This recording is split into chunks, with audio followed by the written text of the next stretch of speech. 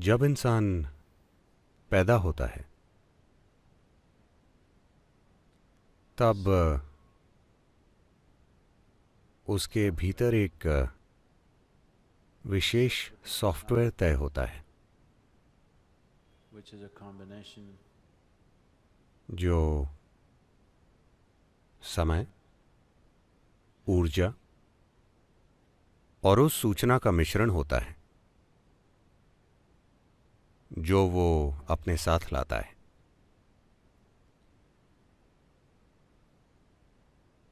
ये तीनों मिलकर जीवन के अलग अलग पहलू तय करते हैं। ये तीनों मिलकर ये भी तय करते हैं कि कोई इंसान कितना लंबा जिएगा और कैसे जिएगा। तो अगर ऐसा है तो क्या सब कुछ पहले से तय है?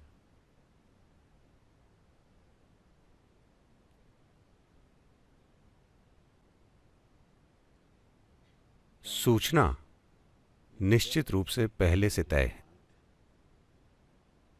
इसका मतलब ये नहीं है कि आप नई जानकारी ग्रहण नहीं कर सकते। बस ये है कि ये आपको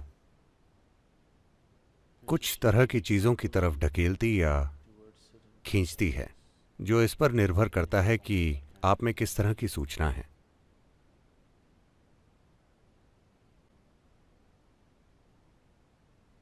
लेकिन ये आपको आज इस पल में नई सूचना ग्रहण करने से नहीं रोकता। ऊर्जा जीवन के अलग अलग पहलुओं के लिए निर्धारित होती है। ये सूचना जिसकी हम बात कर रहे हैं, इस सूचना के पूरे ढेर को संचित कहते हैं या संचित कर्म।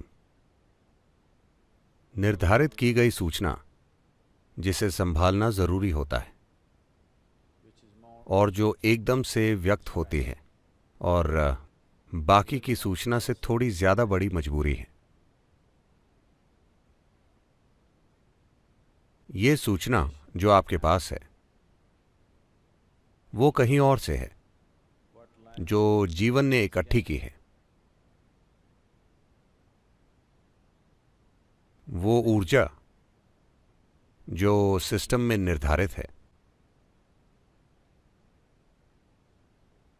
सूचना की प्रकृति के अनुसार निर्धारित होती है। अगर आपकी सूचना या कर्मों की जानकारी का झुकाव मान लीजिए शारीरिक चीजों की तरफ है, तो आप देखेंगे कि ऊर्जाएं कुदरती रूप से खुद को आपके शारीरिक ढांचे में निर्धारित कर लेंगी। अगर सूचना का झुकाव आपकी बौद्धिक प्रक्रिया की तरफ है, तो ऊर्जा खुद को उस गतिविधि के लिए निर्धारित करेगी। अगर सूचना बहुत ही भावनात्मक है, तो ऊर्जा खुद को उस आयाम के लिए निर्धारित करेगी। अगर इसका झुकाव आध्यात्मिक आयाम की तरफ है, तो ऊर्जा खुद को उस दिशा में निर्धारित करेगी। ये निर्धारित करने की प्रक्रिया स्वाभाविक झुकावों से होती है, लेकिन इसका मतलब ये नहीं है कि आप फिर से निर्धारित नहीं कर सकते। आप कर सकते हैं, लेकिन आप बस अपने झुकावों के अनुसार चलते हैं। तो हां, जीवन पहले से तय है। अगर आप अपने झुकावों के 100% गुलाम हैं, तो जीवन पहले से तय है। हम बहुत आसानी से बता सकते हैं कि क्या होगा। ऊर्जा को फिर निर्धारित करना, ऊर्जाओं को मैनेज करने का तरीका, इन्हें किस दिशा में लगाना है, क्या हम उसे बढ़ाएं या कम करें, ये चीजें काफी हद तक हमारे हाथों में हैं। लेकिन तीसरा आयाम जो आपके जीवन का महत्वपूर्ण हिस्सा है, वो है समय। समय हर समय आगे बढ़ रहा है। आप इसे धीमा नहीं कर सकते, आप इसे तेज नहीं कर सकते, आप अपनी ऊर्जा बचा सकते हैं, आप अपनी ऊर्जा आसपास फेंक सकते हैं, आप उसे विकसित कर सकते हैं, आप उसे जबरदस्त रूप से बड़ी या भद्दी बना सकते हैं, लेकिन समय गुजर रहा है। तो समय में अपनी खुद की बुद्धि होती है और ये कर्मों की सूचना के कुछ मापदंडों और सिस्टम में मौजूद ऊर्जा के अनुसार आगे बढ़ता है। तो क्या हम इसके बारे में कुछ नहीं कर सकते? हम कर सकते हैं, लेकिन ये जीवन का हाथ ना आने वाला आयाम है बाकी दोनों के मुकाबले। बाकी दोनों को मैनेज करना और जीवन में व्यक्त करना काफी आसान है। ऊर्जा पैदा करना और आप जैसे चाहते हैं वैसे इस्तेमाल करना, अपने झुकावों को अपने विचारों, भावनाओं और गतिविधियों की प्रकृति तय न करने देना, ये समय को अपने हाथ में लेने से बहुत ज्यादा आसान है। खुद आदियोगी ने भी समय को अपने हाथ में तभी लिया जब वो कुछ खास अवस्थाओं में थे। जब वो वैसी अवस्थाओं में थे, हम उन्हें काल भैरव कहते हैं कि उन्होंने समय को अपने हाथ में लिया। समय आपके जीवन की अवधि व जीवन और मृत्यु की प्रकृति तय करता है। Both life and death are within the ambit of time. जीवन और मृत्यु दोनों समय के दायरे में हैं। तो समय, जिसकी समय पर महारत है, उसकी जीवन और मृत्यु पर महारत है। जिसकी अपनी ऊर्जाओं पर महारत है, उसकी अपने जीवन पर पूरी महारत है, लेकिन अपनी मृत्यु पर नहीं। One who has mastery over his information, जिसकी अपनी सूचना पर या जिसकी अपने झुकावों पर महारत है, जो सूचना से पैदा होते हैं, या जो उन झुकावों से मुक्त हैं जो आप में मौजूद कर्मों के प्रकार से पैदा होते हैं, उसकी जीवन की क्वालिटी पर महारत है कि ये सुखदायी होगा या दुखदायी। जिसकी अपनी ऊर्जाओं पर महारत है, वो अपनी गतिविधियों की प्रकृति और अपने जीवन जीने का तरीका तय करेगा। जिसकी समय पर महारत है, वो अपने जीवन और मृत्यु की प्रकृति तय करेगा, और वो ये तय कर सकता है कि वो जीना चाहता है या मरना। तो ये तीनों हिस्से मिलकर जीवन बनाते हैं।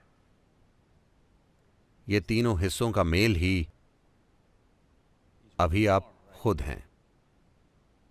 the accumulation, शरीर का संचयन, the accumulation, सूचना का संग्रह मुख्य रूप से इन पहलुओं से तय होता है। आपकी कर्मों की सूचना जिस तरह की है, उसी आधार पर आप में कुछ विशेष तरह की सूचना और विशेष तरह की गतिविधि की ओर जाने का रुझान होता है। depending upon आपकी ऊर्जा जिस तरह से निर्धारित है, आप स्वाभाविक रूप से उसी तरह की गतिविधि चुनते हैं। तो अगर कोई इसे तार्किक रूप से समझकर नहीं, अगर कोई अपने अंदर इन तीनों आयामों को जान ले कि आप समय, ऊर्जा और जानकारी का मेल हैं, अगर आप ये तीनों चीजें चला सकें, अगर आप ये तीनों चीजें प्रभावशाली तरीके से चला सकें, तो आप हर तरह से मुक्त हैं, हर तरह से। यही मोक्ष है, यही मुक्ति है। अगर आप इन तीनों चीजों को जागरूकता से चला सकें, तो आप 100% मुक्त हैं। अगर आप बस अपनी जानकारी को सचेतन रूप से चला सकते हैं और उसे अच्छे से मैनेज करते हैं, तो आप 33% मुक्त हैं। आप अब भी पास नहीं हुए हैं। अगर आप अपनी ऊर्जाओं और अपनी जानकारी को भी अच्छे से चला सकते हैं, तो आप 66% हैं। ठीक है, आप ठीक कर रहे हैं। लेकिन अगर आप तीनों को मैनेज करते हैं, तो आप मुक्त हैं।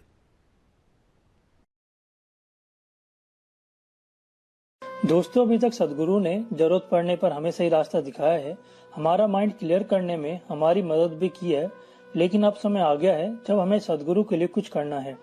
आप सभी को पता होगा कि सदगुरु ने सूख चुकी कावेरी नदी को फिर से जीवित करने का प्रण लिया है। इसके लिए इसके आसपास किसानों द्वारा सदगुरु और ईशा फाउंडेशन की मदद से 242 करोड़ पेड़ लगाने की योजना बनाई गई है। दोस्तों 242 करोड़ पेड़ लगाना बहुत बड़ा टारगेट है और ये तभी जल्द से जल्द पूरा किया जा सकता है जब हम इसमें सदगुरु जी की मदद करें।